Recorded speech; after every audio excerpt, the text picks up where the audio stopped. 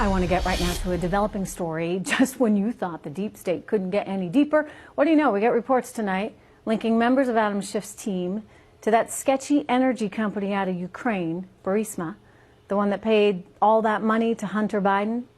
According to reports in the Washington Examiner as well as Breitbart, two of Adam Schiff's team members worked at something called the Atlantic Council, which is a think tank, which Breitbart says is funded by this Ukrainian company, Burisma.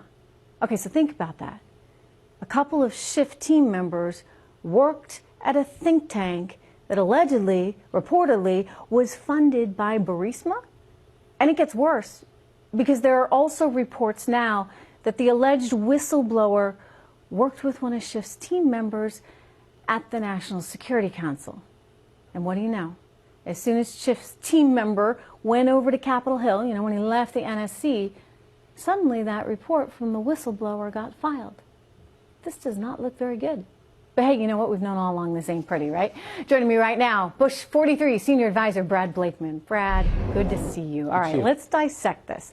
We're going to get to the whistleblower in a second. But first of all, the Atlantic Council. Breitbart is saying that this is funded in part by Burisma, the Ukrainian company. Does that stuff happen? Do you have foreign companies that are deliberately funding think tanks so that they can effectively get their point of view across in Washington, D.C.? No doubt. And that's part of the swamp. And, you know, Washington is an insidious place where it's very incestuous. One minute you're in government, the next minute you're outside in a think tank, then you're back in government. And it's a circle that never ends. And I will say that we are complicit. Our enemies know that. Our democracy and our laws allow them to do this through 501c4s, not-for-profits. Don't have to disclose donors. They have different rules. So, you know, shame on us because we allow this to occur.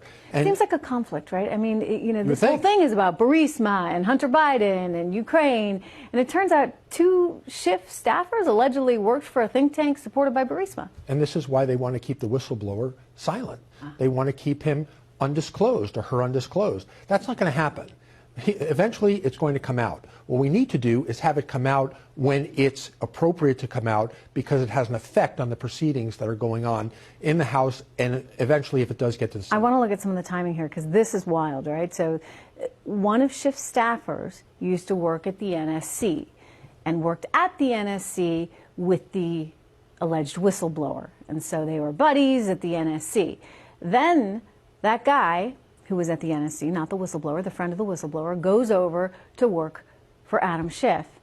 And sure enough, shortly thereafter, the whistleblower's complaint gets filed. And it was just a perfect-looking complaint, as though somebody with a legal background had looked it over. Adam Schiff on national television saying, no, I didn't, you know, we did not have any contact with the whistleblower. He then had to amend that. His team said, indeed, we did. And it seems as though the whistleblower was good friends, perhaps through their contacts at the NSC with Adam Schiff's team member. What's going on? Well, here's what's going on. You have a whistleblower who we know is a professional, it's a civil servant, it's within the bureaucracy of the intelligence community. You tell me that this person does not know the protocol of being a whistleblower, going to the IG within their own department. No, that whistleblower goes where? Goes up to the Hill, to Adam Schiff's office, to his buddies. You just pointed out the relationship. This is not like Kevin Bacon, you're 6 steps removed. This is like 1 step removed. You've worked with these people before, you know what they are. And you think it was pre-planned, it was premeditated? It was premeditated, it was pre-planned. The good news is, what is happening in the House will be exposed by the Senate if it goes to trial. If Democrats were smart, they'd shut this thing down. Because where this is going, I think they're they don't backpedaling now. They don't want it all to come out. This is, you know, a very deliberate, sort of orchestrated move. They thought that they were going to do the president a ton of damage, and instead, they did themselves damage. I mean, you look at all the polling, right? The polling shows independents. They don't like it. No. How is it that America sees through it, do you think, Brad? Because America, we're a lot smarter than the people in Washington give us credit for. I live within the Beltway, and if you believed everything that they believed in the Beltway, we would be in real trouble. The good news is, outside the Beltway, in the heartland of America, people get it. They have common sense. They're astute. They're smart.